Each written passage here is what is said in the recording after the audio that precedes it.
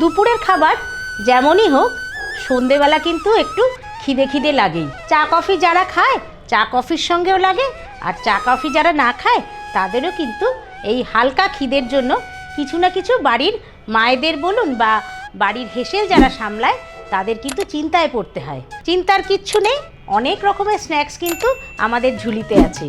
আজকে রান্না করে দেখাবো মুড়ির পকোড়া। চায়ের সঙ্গে কিন্তু খুব ভালো লাগবে।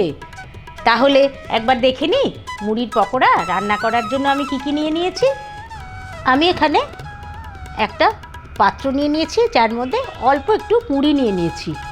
সাথে নিয়ে নিয়েছি 2-3 চামচ সুজি, বেসন কিছুটা, ধনেপাতা কুচি, পেঁয়াজ কুচি। এছাড়া নিয়েছি কাঁচা লঙ্কা কুচি, আম আদা কুচি। আপনাদের বাড়িতে যদি আম আদা না থাকে আপনারা এমনি আদা কুচিও নিতে পারেন। কাশ্মীরি লঙ্কা গুঁড়ো নিয়েছি, একটি ডিম, নুন আর গরম মশলা গুঁড়ো। আর মুড়ির পকোড়া পরিবেশনের জন্য আমি নিয়ে নিয়েছি কিছুটা বিট লবণ, টমেটো সস। চলে আসলাম রান্নায়। রান্নাটা শুরু করার আগে আমি সুজিটা ভিজিয়ে দেব।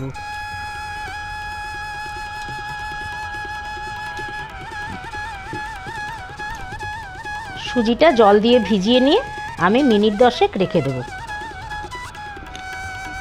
এখন আমি মুড়িটা সব কিছু দিয়ে মেখে নিচ্ছি।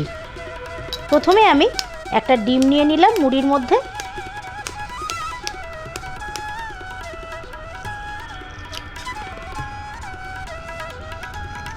তারপর নিয়ে নিচ্ছি পেঁয়াজ কুচি,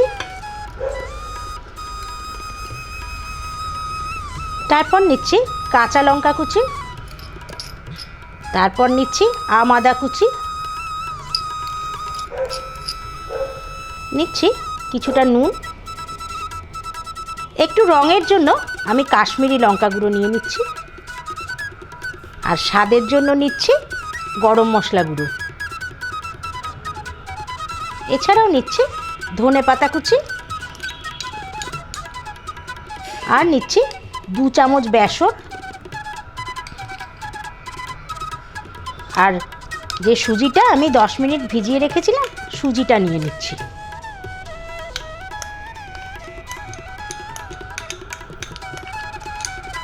এবার আমি হাত দিয়ে ভালো করে মেখে নেব।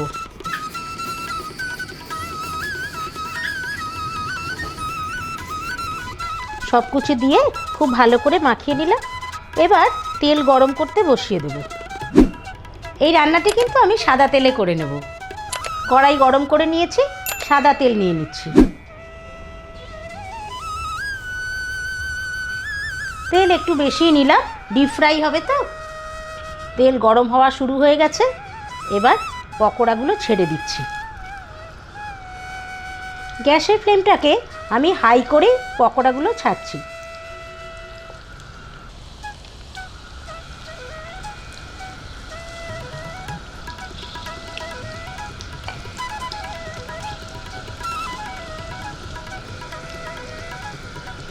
যে কটা ধরে আমি সাইড করে করে সেই কটা দিয়ে দিচ্ছি।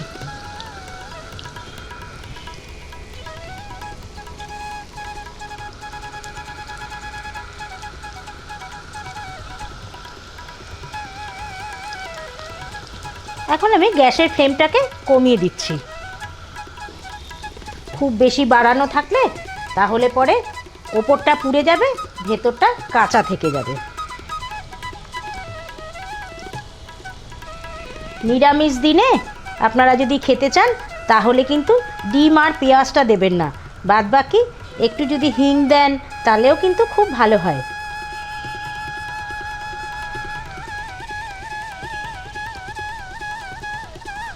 বাড়িতে হঠাৎ অতিথি এসে গেছে, কি তৈরি করে নেবেন, এটাও কিন্তু তৈরি করে খাওয়াতে পারেন।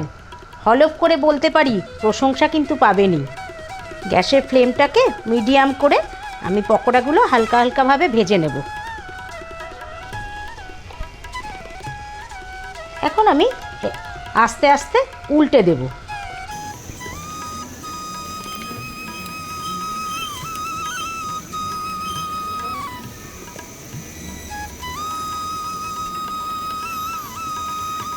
শীতকালের সন্ধে কিংবা বাইরে ঝমঝম বৃষ্টি পড়ছে, বর্ষাকালেও কিন্তু এই পকোড়া একেবারে জমে যাবে। যারা এটা ডিপ ফ্রাই খেতে পছন্দ করবেন না তারা কিন্তু টিকিয়ার মতন একটু শক্ত করে বাইন্ডিংটা করবেন, আর একদম অল্প তেল দিয়ে ননস্টিক প্যানে শ্যালো ফ্রাই করে নিতে পারেন। তবে ডিপ ফ্রাই করলে কিন্তু খেতে বেশি ভালো লাগবে। আবার একটু উল্টে দিচ্ছি। তৈরি হয়ে গেছে মুড়ির পকোড়া। এবার তুলে নিচ্ছি।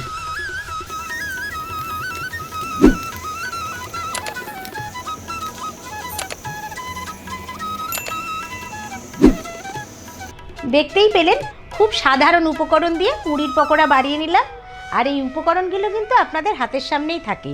কেমন লাগলো অবশ্যই কমেন্ট করে জানান। আর আমার আটপৌরে হেসেল চ্যানেলটিকে যারা এখনও সাবস্ক্রাইব করেননি সাবস্ক্রাইব করে নিন, আর আমার ফেসবুক পেজ আটপৌরে হেসেল ফলো করুন। আজকের মতন বিদায় নিচ্ছি, আবার দেখা হবে অন্য দিন অন্য রান্না নিয়ে। নমস্কার।